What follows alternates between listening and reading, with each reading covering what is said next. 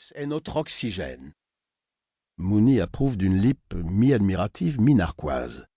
Il porte un jean et un t-shirt imprimé, mais tout en lui respire le velours côtelé et le pull tricoté main. Il doit chercher à rajeunir son image de vieux dog fripé. « Dites donc, pour quelqu'un qui voit que dalle, » s'exclame-t-il, « vous lisez drôlement bien. »« Je suis pas aveugle, » répond l'homme de ménage, « je suis juste malvoyant. »« Philippin, ça expliquerait le nom à consonance hispanique et le faciès hybride. Philippin, c'est forcément ça. » Panuelo est employé par une association d'insertion de malvoyants, Blind Hope, qui loue ses services à The Ox. Le détail les a fait sourire, Broford et lui, lorsqu'ils l'ont cueilli à Croydon. Un malvoyant qui nettoie une vaste pièce noire, plongée chaque nuit dans l'obscurité. Certes, il a le droit d'allumer les plafonniers pendant qu'il officie, mais quand même, c'est cocasse, vu le lieu et l'usage si particulier qui en est fait. Comme si ceux qui gèrent la boîte redoutaient que l'ombre des partouzards y soit encore visible au matin. Comme si seul un aveugle, ou tout comme, était en mesure de garder pour lui le secret de leurs soupirs. Ça appartient à qui, ce truc? Les inspecteurs lui ont posé la question dès qu'ils ont débarqué sur place.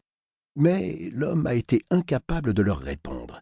C'est Blind Hope qui gère tout pour lui, à la manière d'une agence d'intérim. Il n'entretient aucun contact direct avec son employeur. Il ignore jusqu'à son nom. « Malvoyant, comment ?» insiste Mooney indélicat. « Vous me voyez, là ? Oui, mais je suis très myope et je distingue mal les couleurs. »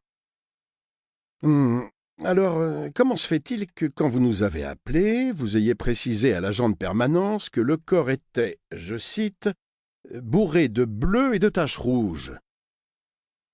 L'autopsie en cours, 5 étages plus bas, est sur le point de le confirmer.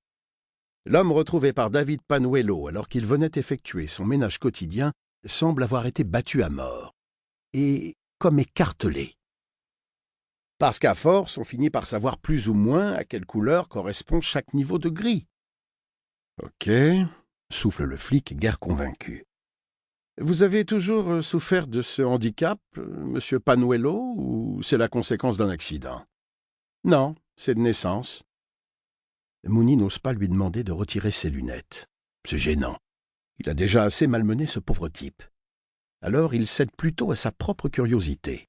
« Vous êtes philippin, hein ? » ?»« Non, micronésien. »« Originaire de Micronésie. »« C'est où, ça ? » ?»« Dans le Pacifique. Personne ne connaît. » En effet, songe Mooney sans le dire. La Micronésie. On dirait un nom de pays imaginaire dans une comédie foutraque à la Sacha Baron Cohen. Salle 2.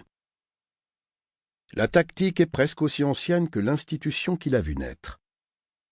Un témoin dans chaque pièce, 2 interrogatoires simultanés, et les enquêteurs qui sortent de leur bocal à intervalles réguliers afin d'échanger leurs trouvailles.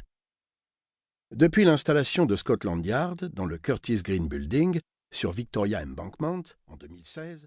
Pour continuer à écouter ce livre audio gratuitement, cliquez sur le lien dans la description et vous pourrez l'écouter en entier sans frais grâce à l'essai de 30 jours d'Audible.